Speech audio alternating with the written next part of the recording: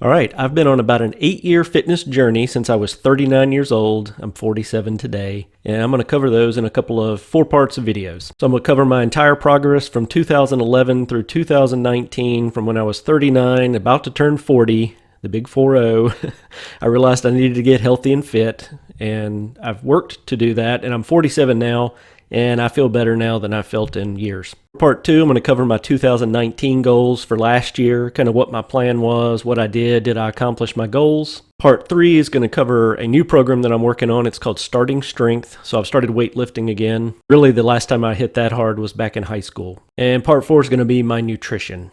Now, I'll preface everything here to say I am not a fitness guru. I'm not a personal trainer. I'm just a normal guy who's old and used to be a lot fatter than I am. I'm not very coordinated. I'm not very in shape. And this is just kind of what I've been working on. And so far, I've had good results in some areas, and I've had not as good results in other areas. But overall, I'm very happy with where I'm at right now. So when I started off on my journey at age 39, I realized a few things pretty quickly. One, I'm short. I'm about 5'8". I say 5'9" sometimes. I was fat. I was what we call skinny fat, but I also was fat. I mean, I had Dunlap's disease. My belly had Dunlapped over my belly. I was weak. I didn't lift weights or anything, so I was pretty weak. And had been most of my life. I lifted weights back in high school. It's probably the strongest I ever was. I am completely unathletic and uncoordinated. I can't even really play video games that well because I'm just not coordinated enough. If it requires a ball or a team, I'm not going to be on anything like that because I'm just horrible at any kind of sport like that. In high school, I ran cross country because all it really required you to do was show up and run. And if you weren't even fast, who cares? You just had to finish. And I'm actually pretty good at things like that, where it's just grind and go. So biking and running and things like that, I'm decent at, but they require no really athletic ability or coordination. So that's why. I am generally just a mess in the genetically gifted department. I mean, I'm just a mess. Take a look at me, and you will realize quickly I am not an athletic human being, and not genetically gifted in many ways. Going bald too. I don't know if you can notice that. The final thing is I'm 47, so I'm an old guy. That's bad when you're trying to get in shape for the first time. When you're hitting age 39, you're about to hit the 40, and you realize you're completely a mess and you need to turn it around. It's not a quick timeline, which is why I've been doing this for 8 years. So on top of all those great things, I mean, that's a lot of good things. On top of all that, I am also gifted in a couple of other areas. So for 25 years plus of my life, I basically have sat at a desk. I've had desk jobs. I've been project managers, and I did computer work and spreadsheets. Not a lot of moving around, and definitely not out and about or doing anything amazing. When I was in college, I valet parked and worked at UPS loading trucks, which was great. I couldn't keep a calorie on my body at that point. I was burning off way more than I was doing. And then since then, I took a nice leisurely desk job and have, that's bad. I went completely sedentary at that point. The other thing, for 25 years while I'm in this, cushy desk job, I decided to eat a lot. And not just a lot, but things that are absolutely horrible for you. So, most days we'd go out to lunch, and I'd have usually fast food or some sit-down restaurant, and, add a bunch of extra calories on top of a sedentary lifestyle. What do you get? Fat. Big old fat boy. And then I was very busy, so I had a fairly decent, career going that required me to work a lot. I had 4 kids and a wife and, all that comes along with that. So I was just busy. So I had this kind of instant built-in excuse that I'm too busy. I do not have time to work out and exercise. There's just not enough hours in the day to do that and have normal functioning life. So for 25 years, I basically had those 3 things going. So like I said, I got 25 years in, I hit age 39, and I was staring 40 in the face, and I looked at my waist mainly and said, I've got a problem, and I've got to get this under control.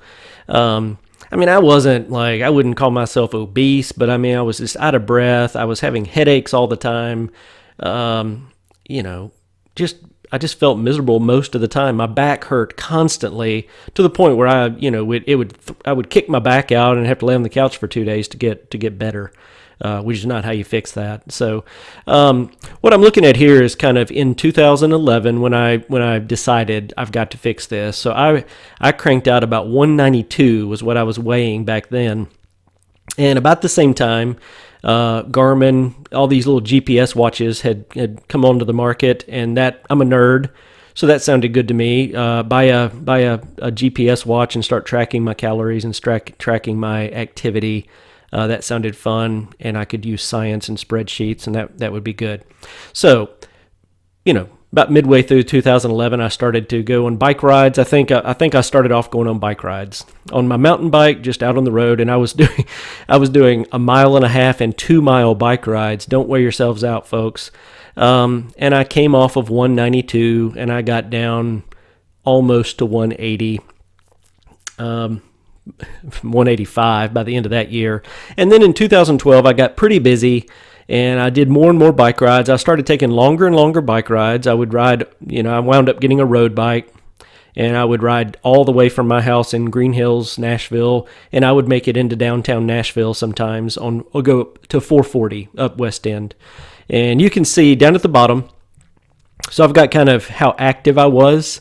So you can see those are days that I was active. So 2012, I got pretty active, and I got down below 180. And then in 2013, it got cold. Here's another thing I do. When it gets cold outside, I just go inside and play video games and eat a lot. So I waited for it to get warm again in the spring, and I started, riding my bike a lot less.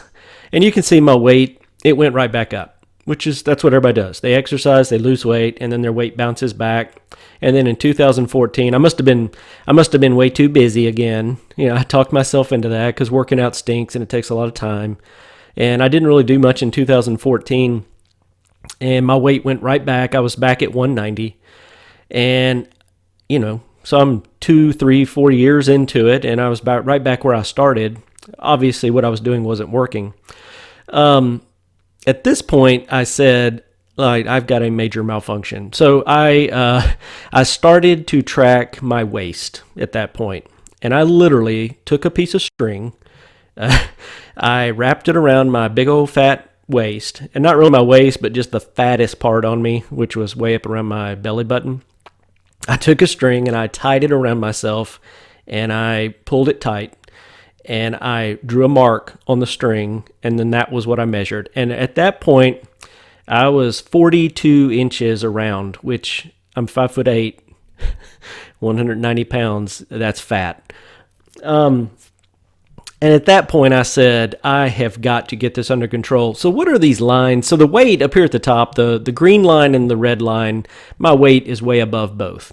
And there's some government site that says that's the ideal weight for a person my height. So I was overweight.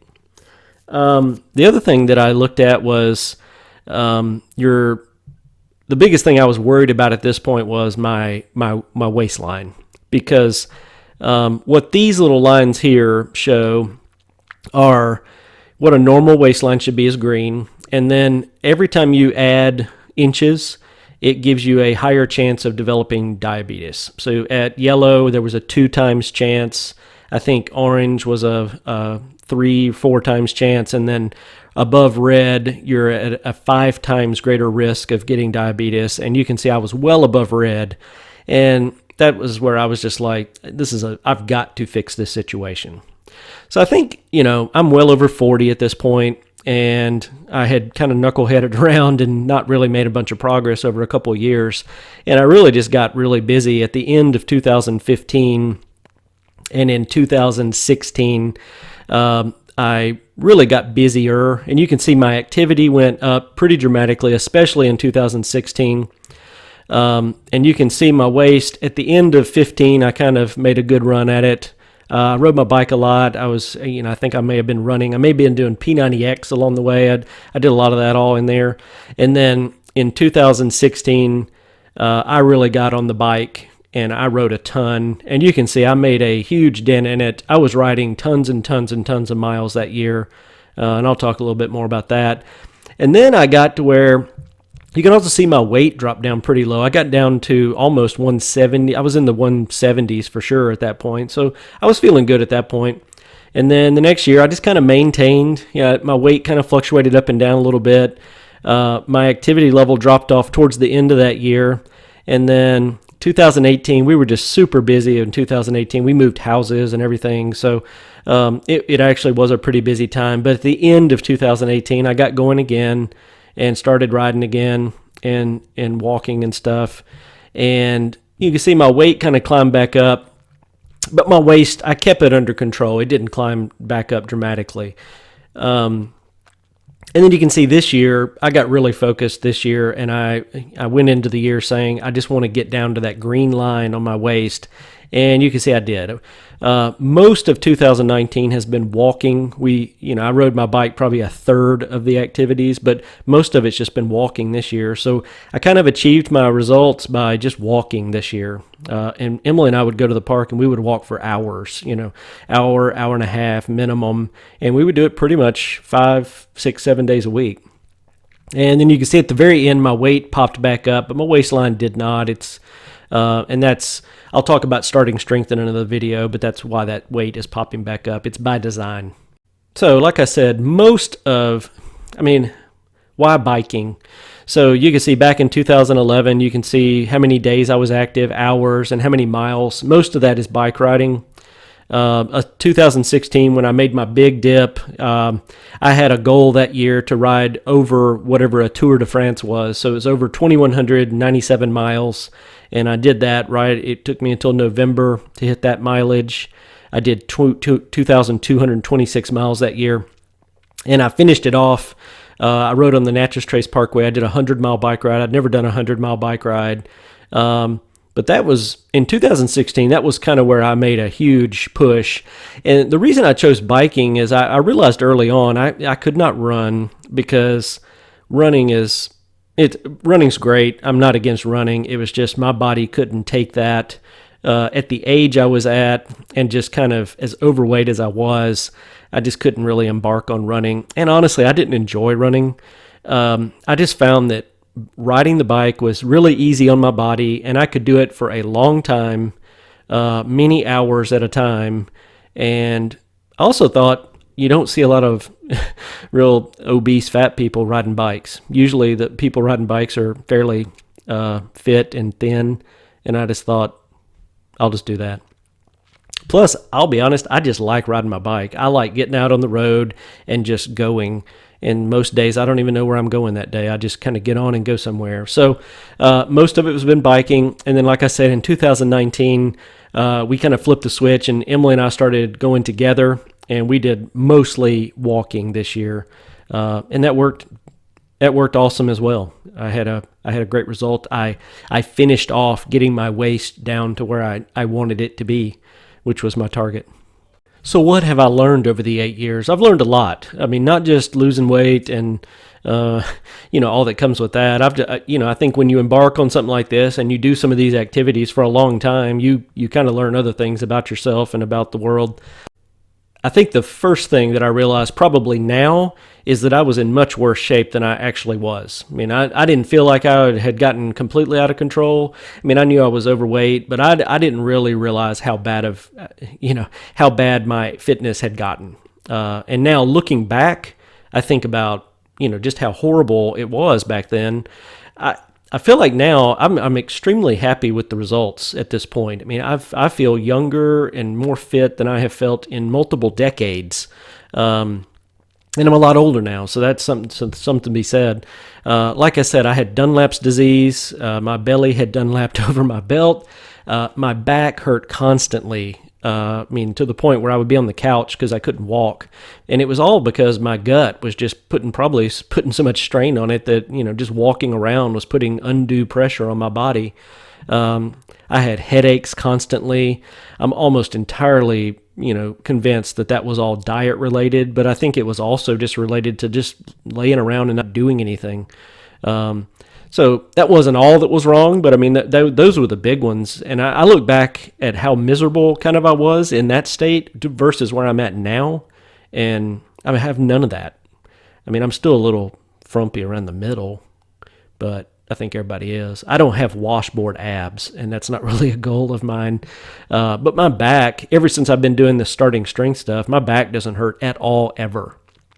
I hardly ever have headaches. I used to have to wear sunglasses if I was outside. I'd have to drink tons of water, and if I didn't, instant 24-hour headache, and I never have a headache anymore. So all that stuff's gotten just way, way better, and it all comes from just, monitoring, making you eat right, and then just walking. I think walking has solved half of that.